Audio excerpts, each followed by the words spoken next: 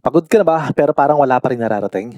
Karamihan sa atin lumaki tayong sinabihan tayo ng ganito, "Mag-aral kang mabuti para makahanap ka ng stable na trabaho. Mag-ipon ka, maghintay ka ng promotion." At sinunod naman natin 'to. Nagtrabaho tayo, nag-overtime, naging responsable tayo.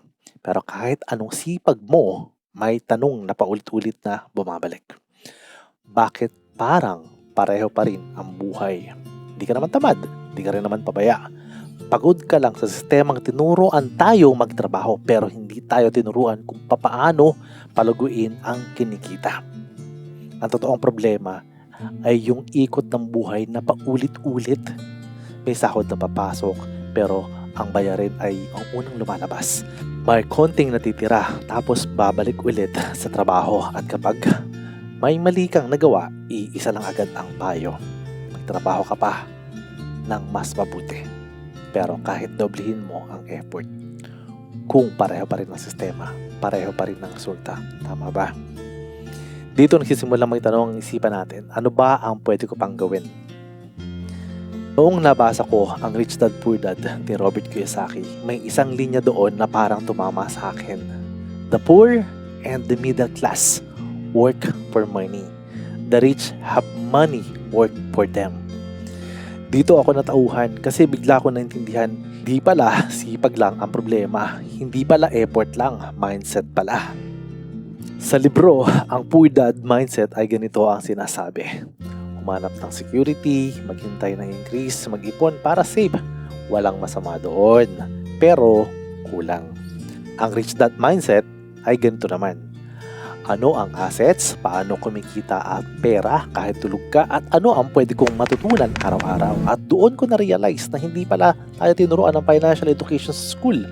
Tinuruan lang tayong maging empleyado. Sabi nga ni Kiyosaki, ang asset ay naglalagay ng pera sa bulsa mo. Ang liability ay kumukuha ng pera sa bulsa mo. At doon ko tinanong ang sarili ko, ano ba talaga ang pinaghihirapan ko? Oras lang ba o assets? Hindi ko sinisi kahit sinong tao. Hindi ko sinisi ang school, hindi ko sinisi ang bansa. At ang ginawa ko, hinako ko ang responsibilidad sa kung ano man ang matututunan ko mula ngayon. At doon pumasok ulit ang isang aral. Hindi mo kontrolado kung ano ang itinuro sa iyo noon. Pero kontrolado mo kung ano ang aaralin mo ngayon. Hindi ako nagpabigla-bigla. Hindi ako nag-risk agad. Ang binago ko muna ang kung papaano ako mag-iisip.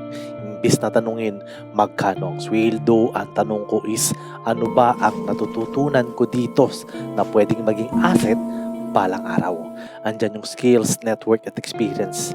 Hindi lahat pera agad-agad. Pero lahat nagkakaroon ng direksyon. Sabi nga ni Kiyosaki, ang mayaman ay hindi takot magkamali. Takot silang hindi matuto. Kaya nagsimula ako sa maliit, mas maingat sa gastos, mas malinaw sa goals, mas curious sa negosyo, investing system. Hindi para yumaman agad, kundi para sa habang buhay na hindi na ako paikot-ikot sa cycle ng buhay ko.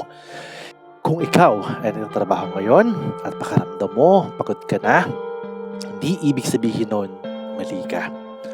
Baka ang ibig sabihin lang, oras na para baguhin mo kung paano mo ginagamit ang oras mo. Hindi lahat magiging negosyante, hindi lahat yayaman agad-agad. Pero lahat pwedeng matuto kung paano hindi ma-stuck sa buhay natin. Tandaan, hindi sapat ang trabaho para lang baguhin ang buhay mo. Edukasyon ng isip ang magpapalaya sa'yo. Pinoy ka, madiskarte ka.